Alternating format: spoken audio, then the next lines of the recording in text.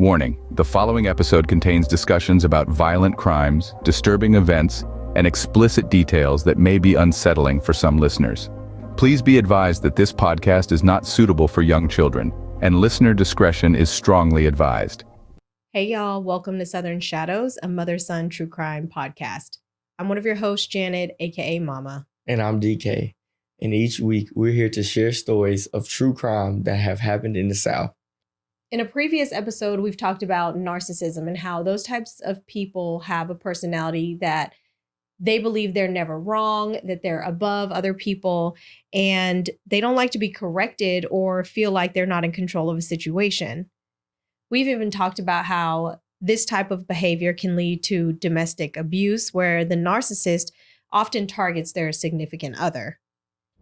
And the story that I have for you today unravels a haunting tale in the shadows of Cape Girardeau, Missouri, where the disappearance of a devoted mother of triplets leaves a town gripped in fear and suspicion. The spotlight focused on her estranged husband, who leads the police on wild goose chases and taunted volunteers searching for her. The community openly called for his arrest, but without a body, the police were hesitant to make a hasty decision. Ultimately, his ego would finally lead him to slip up. I do want to say that domestic violence can happen to anyone, regardless of race, sexuality, age, economic status, ability, citizenship status, or any other factor or identity. From the National Domestic Violence Hotline website, women ages 18 to 24 and 25 to 34 generally experience the highest rates of intimate partner crime. I do want to give a warning to our listeners that today's episode highlights elements of domestic violence and other potentially triggering discussion. Please use discretion. Let's get into it.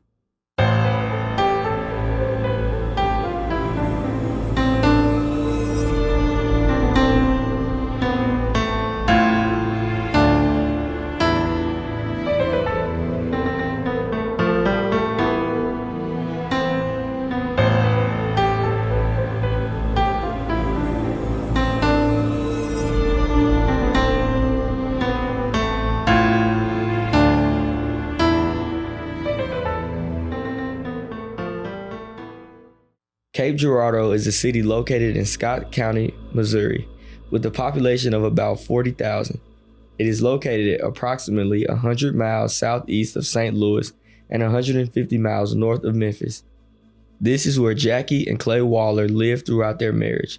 On the outside, they were a happy, thriving couple, but Jacque was suppressing a dark secret. Jacque Sue Rawson Waller was born on December 26, 1971 in Bonne Terre, Missouri, to parents Stan and Ruby Rawson alongside her sisters. In an episode of True Crime Daily, Jacque's sister Cheryl recounts their childhood, saying that they weren't particularly close during those years because of their age difference. The distance between them only got worse when Cheryl got married at the age of 16 and moved out to start her life. Jacque was just 10 years old at the time.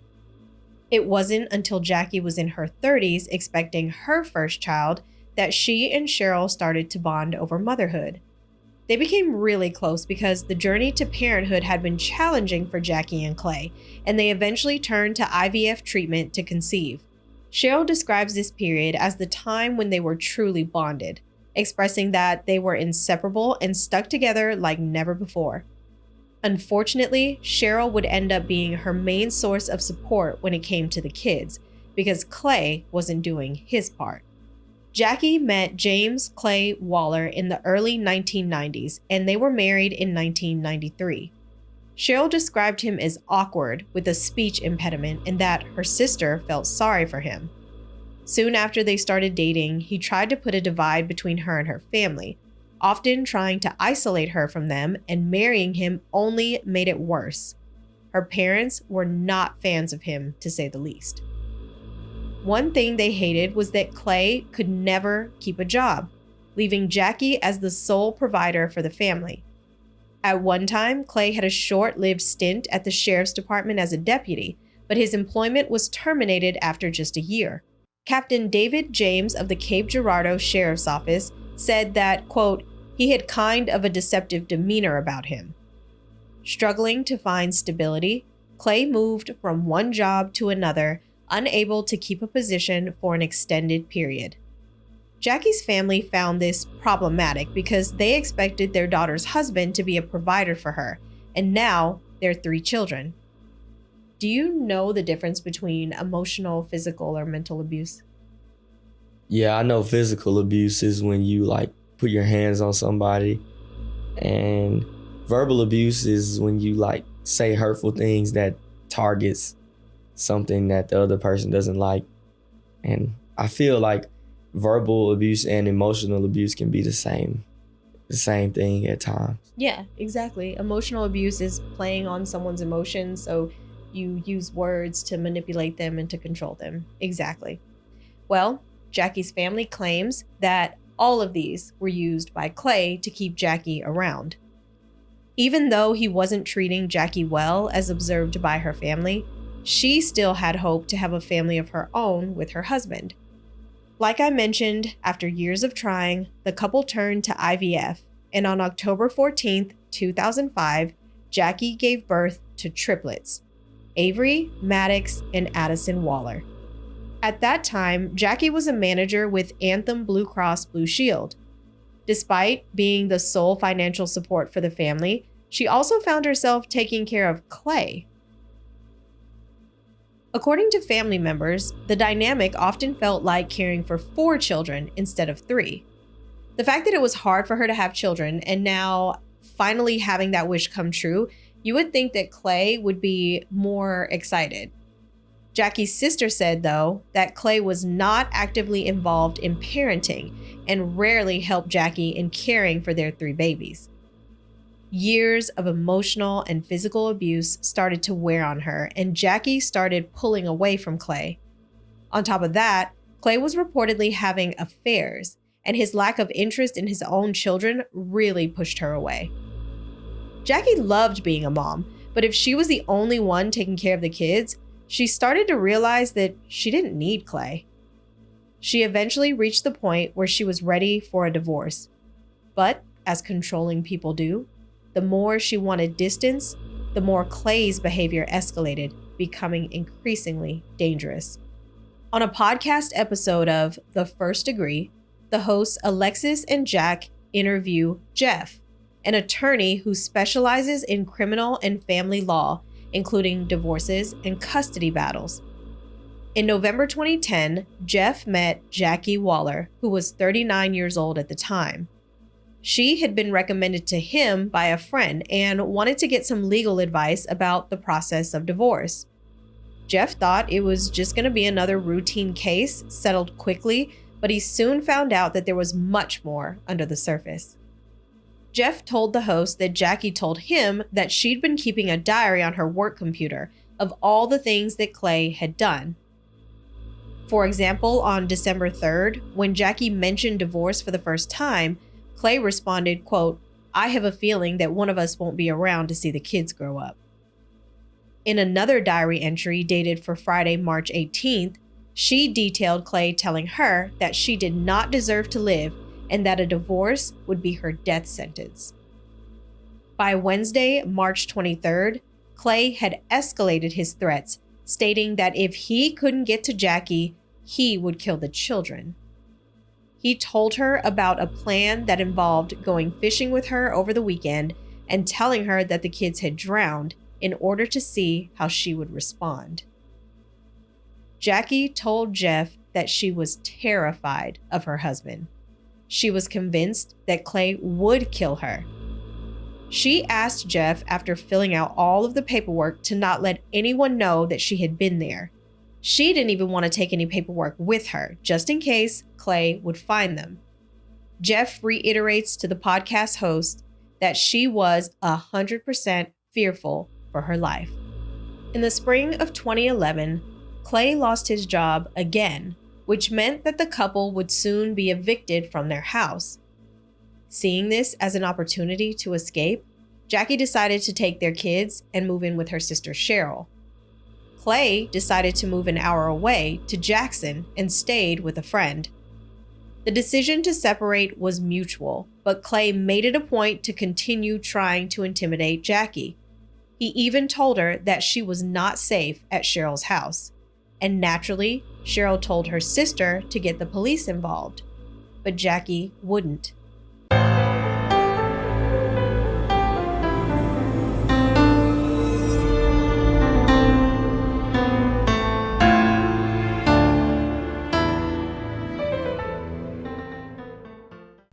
Eventually, the two began new relationships, and when Jacque told Clay that she was seeing someone else, he actually took it pretty well, acting like he didn't care and that she would finally be safe to pursue a divorce. By June 1st, the couple made plans to finalize their divorce. The plan for that day was that Jacque was supposed to meet Clay at the attorney, Jeff's office before picking up their son, Maddox, who had spent the weekend with Clay. Jeff even talks about this day as it being the first time that he met Clay in his office. He says that something must have happened beforehand to put Jacque at ease because even though Jacque had told him how much she was afraid of Clay, the Jacque that was sitting in front of him now actually seemed comfortable and a lot more relaxed, as if she felt better that Clay had agreed to the divorce. He says that Clay seemed to be really agreeable and was fine with signing the paperwork, even being playful with Jacque throughout the meeting.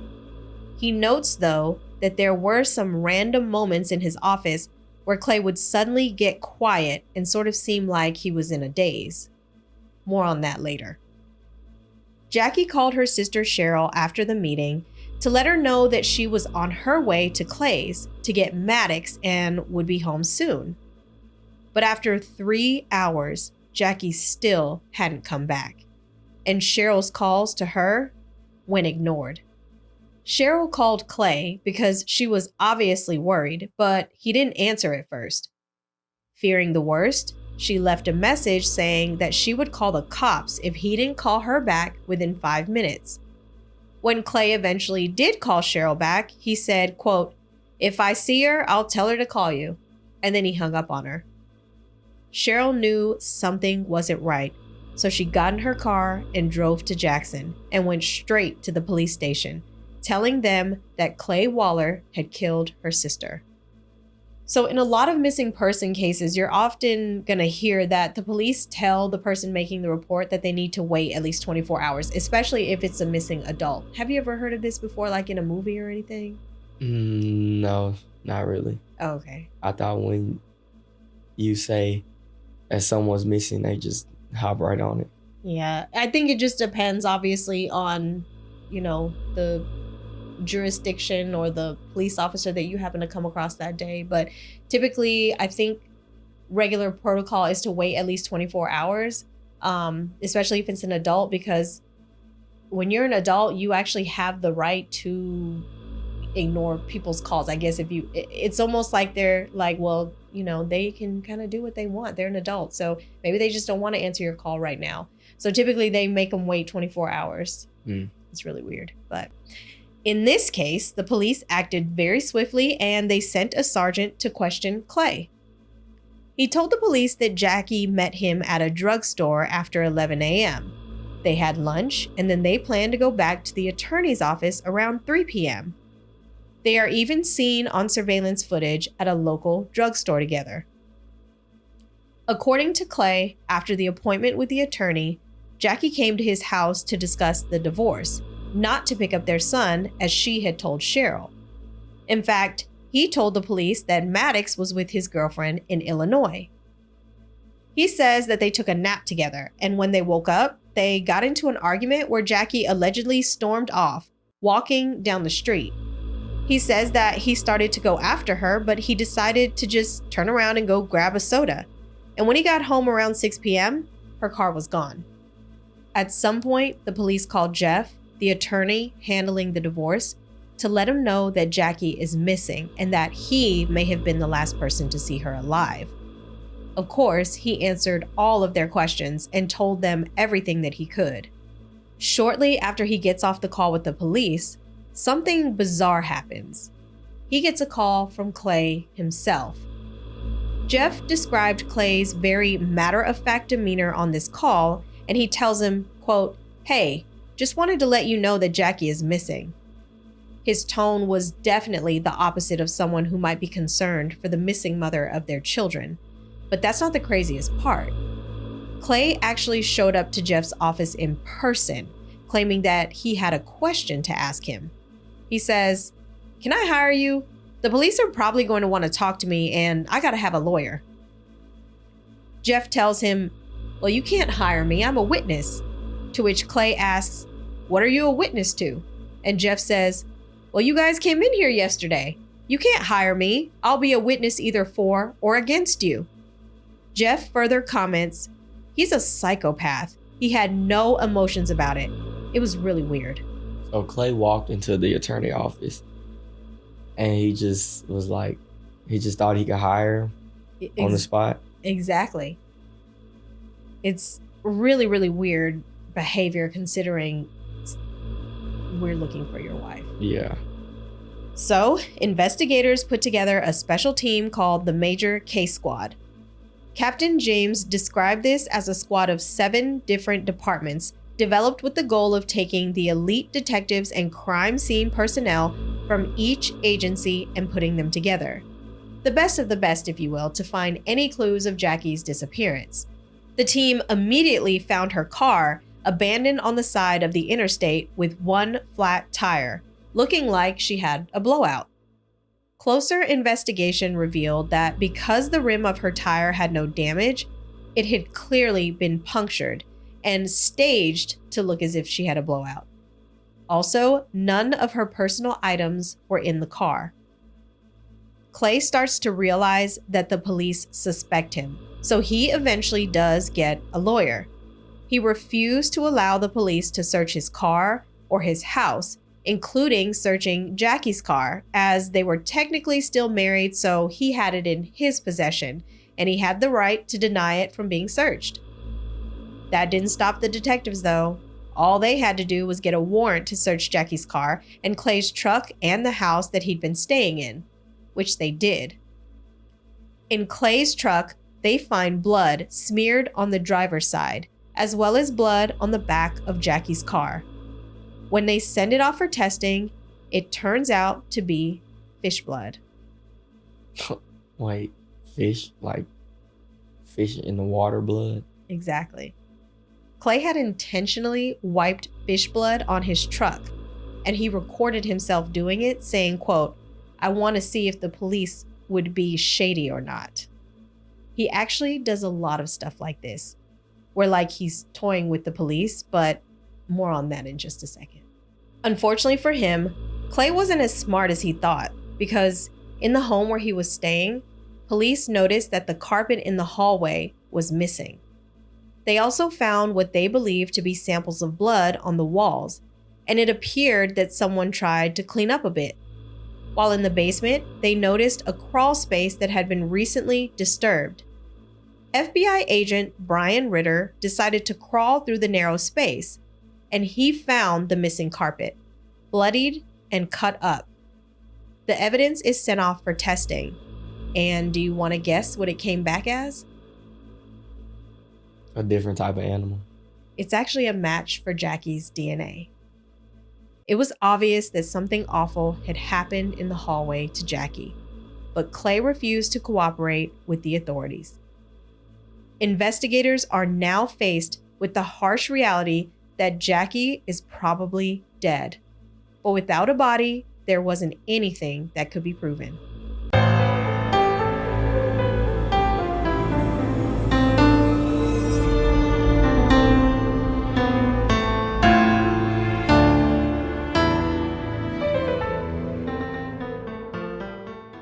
The next course of action was to figure out Clay's whereabouts in the hours that he was with Jacque and what happened afterwards by combing through as much surveillance tape as they could get their hands on.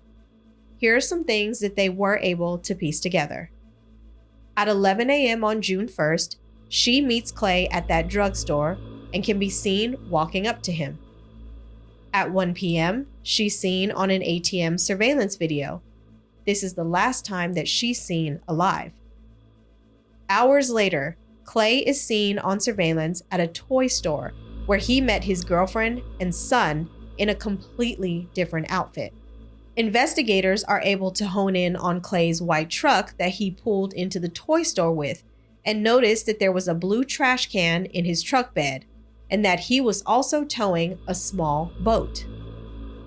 Later, you see Clay at the car wash, washing the boat out and making sure that he doesn't miss a spot. Captain James remarks that, quote, "You could tell that he was looking to see if there was something on the boat, like blood." Hold on. Didn't you say earlier that he emailed her saying that he was gonna take her fishing and kill her? Exactly. So did the police put that together? Not yet. Okay. Yep. Okay. The police released these images to the public, hoping that someone might come forward with information. And as luck would have it, a young man and a woman that were out on the Mississippi River saw the small boat floating next to a sandbar known as Devil's Island on the Illinois side. Investigators immediately go out to the island and searched it multiple times, but they couldn't find anything. They even took cadaver dogs out to try and pick up a scent. Is that the dog that can find people who died? Yeah, they use them often when they're trying to locate missing people. 10 days after Jacque disappeared, investigators successfully convinced Clay to come in for a formal interview. During the interview, Clay explained to Agent Ritter that the blood they found in the hallway was the result of a kitchen accident, and he tried to downplay it. He even said that he and Jacque cleaned it up together, and it was no big deal. When he was asked about the carpet that was cut out, he says that as Jacque was running to the bathroom to clean her hand, some of her blood fell on the carpet, and he took it out to hide it from his landlord, not the police. But wasn't she already in the kitchen? She could have just went over to the sink and washed the blood off. I said the same thing, and at this point, he still isn't able to give a significant alibi. But without a body, they couldn't do anything to prove that he was the one who did it. The police did note, though, that this version of the story had changed since the first time they questioned him. At this point, everyone who knew Jacque or even had brief contact with her started racking their brains for the last moments that they had been with her. On that same podcast episode, Jeff, the attorney, noted that when the couple were in his office on June 1st, there were 3 specific times where Clay would get real quiet and really intense. He said that he had his arms on Jeff's desk, and he remembers that there were moments when Clay seemed really angry and would just stare at Jeff. But Jacque would rub his arm, calm him down, and he'd snap out of it. When it came to discussing the custody arrangement, he didn't like what Jacque was proposing, and he would again just sit there, tense and staring at Jeff. He actually says, quote, "I don't think he was staring at me. I think he was staring through me. He had clenched fists. I don't think she noticed, but it definitely worried me." Over the next several weeks, investigators closely monitor Clay's activities, even putting a tracker on his truck. But Clay, with his background as a former deputy, catches on to the surveillance. He still wasn't officially in custody because they just didn't have enough evidence to arrest him. So he begins sending officers on wild goose chases and disrupting their search efforts. As the weeks turned into months, media coverage intensified and the entire community expected Clay to be arrested. The more time passed, Clay became less and less cooperative with the police. His behavior becomes even more erratic, and he even starts taunting the search teams, basically driving by and yelling out the window, "You guys ain't gonna find her."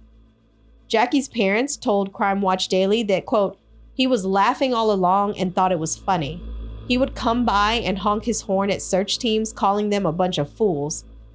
Captain James even said that he would even give them the middle finger and was having a good time. The fact that he seems to like not care is just crazy to me. Right. He's really arrogant. Yeah. I feel like he was empowered by the fact that he wasn't arrested, and this made him feel even more bold. He just knew that he got away with it. I know our listeners are probably wondering where the kids are during all of this, and thankfully, custody of the triplets was given to Jacque's sister, Cheryl, which further goes to show how much confidence that authorities had in Clay as a suitable caretaker for his own children. There was also a Facebook page set up in Jacque's name called Find Jacque for the public to stay informed, but also share any new information. Not being able to help himself and probably upset that he didn't have his kids, Clay created a fake profile, and in a post directed to Cheryl, he wrote, quote, "You are dead. I promise if those kids get hurt, it's your fault. I will get you. 5, 10, 25 years from now, you have it coming."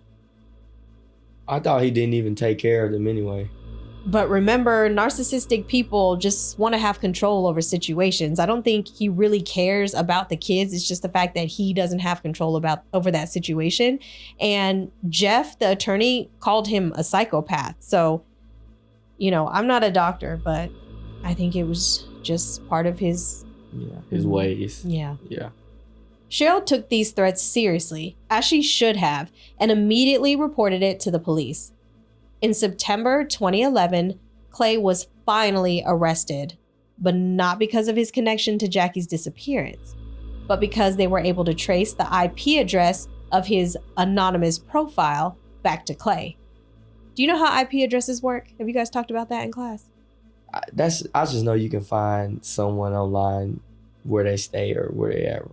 Yeah, it's basically every computer has its own DNA. So an IP address is the location that it's working from. So if I send an email from here at the house under an anonymous, quote, anonymous profile, it's actually not anonymous because it can be traced right back here to the house. So Clay is arrested for the online threat to Cheryl, and something I just found out. When you make online threats, it's actually considered a federal offense. So Clay is charged with and sentenced to 5 years in jail, all the while still maintaining his innocence in Jacque's disappearance. This is actually a relief to authorities because now, instead of running around town harassing people and taking the police on wild goose chases, he's confined to a space so they can fully focus on Jacque. With Clay in custody, investigators gather circumstantial evidence to build a case against him for Jacque's murder. Do you know what that means? No.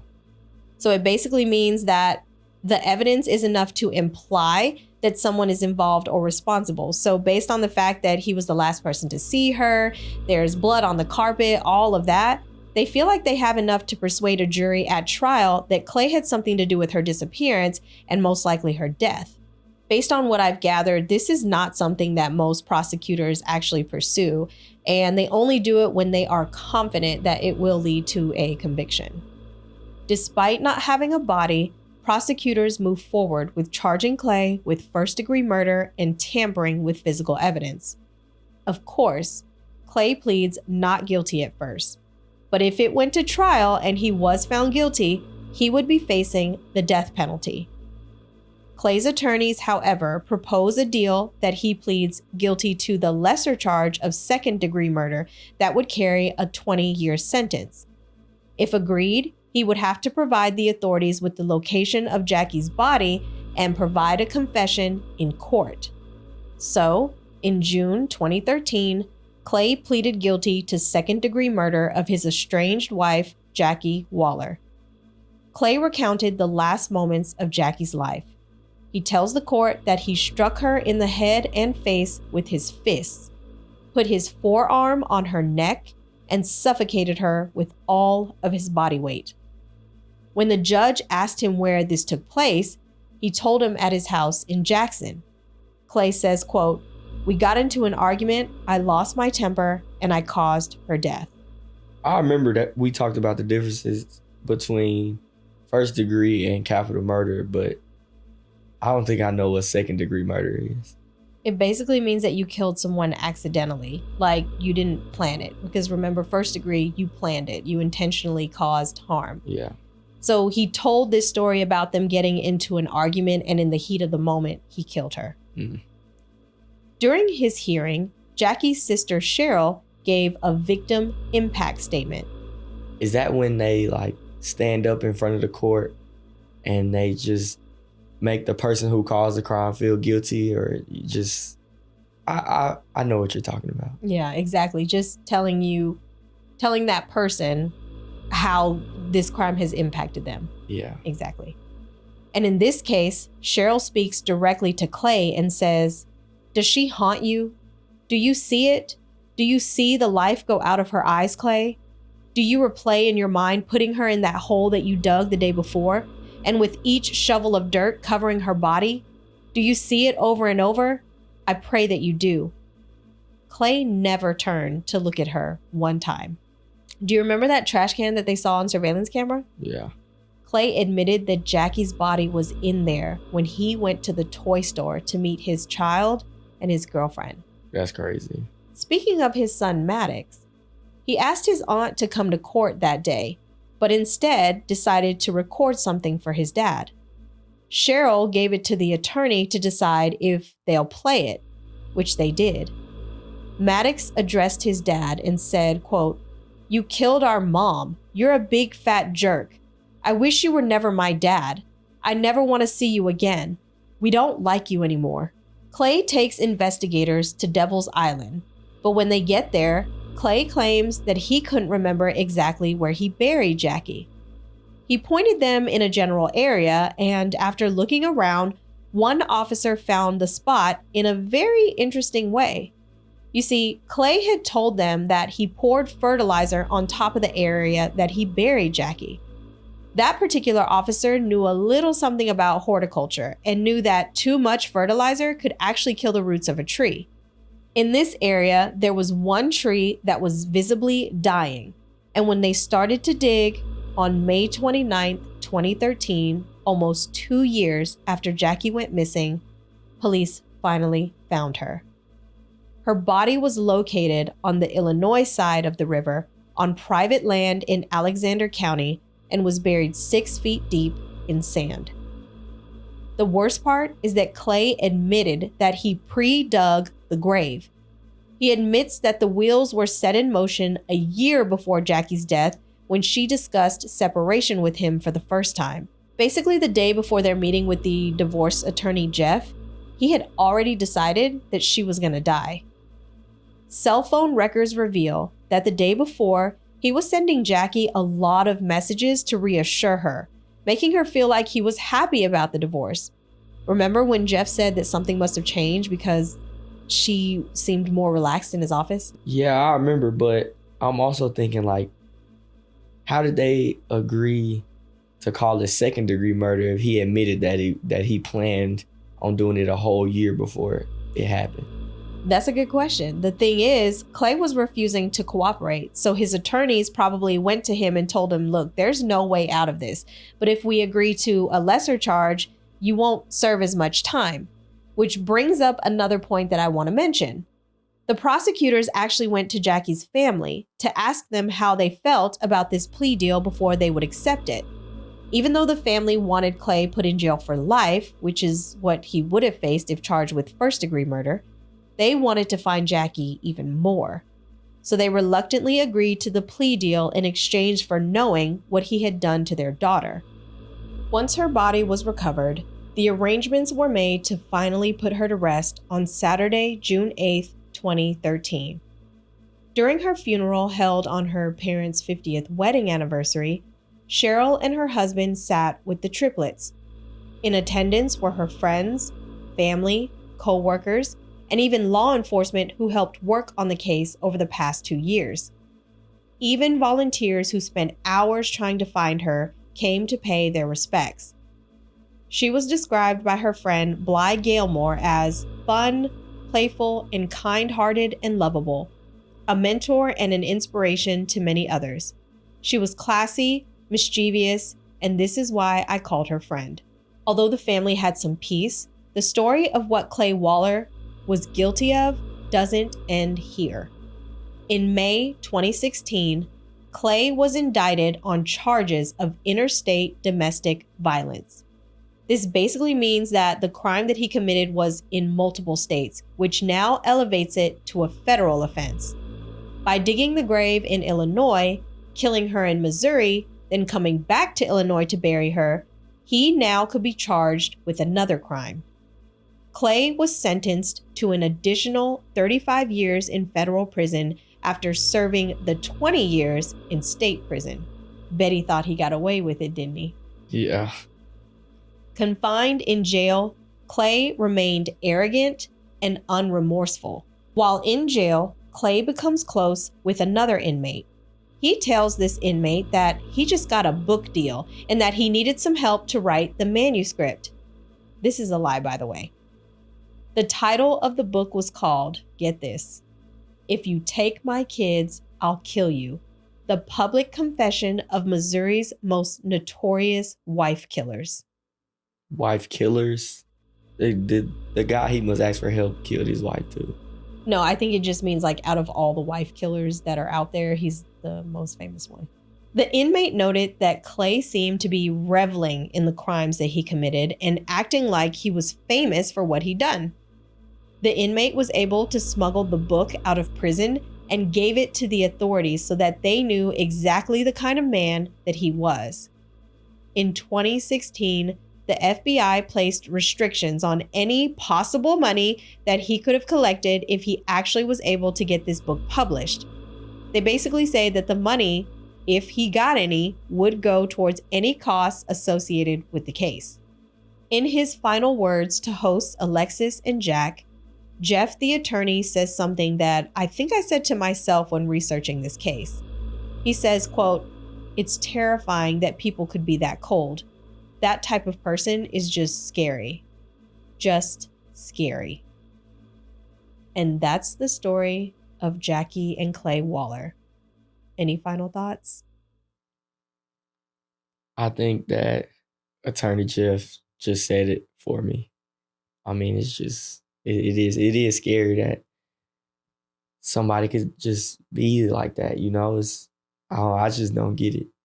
Yeah, and it's sad because they were actually married for like 20 years, for quite a while. Yeah. That's a long time to be with someone and not know what they're capable of. Actually, I think she knew what he was capable of. You know, when I was researching on the National Domestic Violence website, unfortunately, victims of domestic violence, they're in it and they don't always feel like they can get out of it. So they just continue to put up with it. Yeah. I mean, multiple times throughout interviews that Cheryl has given, she's talked about how she told her sister to report it, but she wouldn't. You know, she kept telling her sister, hey, that's not right. You need to report it. And she kind of just brushed it off. When Jeff was telling the podcast host about how Clay was getting tense in his office, and he was all, Jacque would do was like rub his arm to calm him down. So I think she felt like she had everything under control, and unfortunately she didn't. Yeah. You can get all of the source notes for today's episode by visiting southernshadowspodcast.com. If you or anyone you know is a victim of domestic abuse, please know that you're not alone and that you can call the National Domestic Violence Hotline at 800-799-7233. That's 800-799-7233. In this case, Jacque had been abused for years, and each time she thought that she had a handle on the situation. But the love that she had for the father of her children blinded her into thinking that he wouldn't actually do it. If a person has been repeating a pattern of behavior for years, this usually indicates that they haven't or they won't ever change. Again, that number is 800-799-7233. We'd like to hear your thoughts on today's episode. Feel free to leave a comment down below on our YouTube channel or email us at southernshadowspodcast@gmail.com. And we'll see you next week for a brand new episode. See you in the shadows.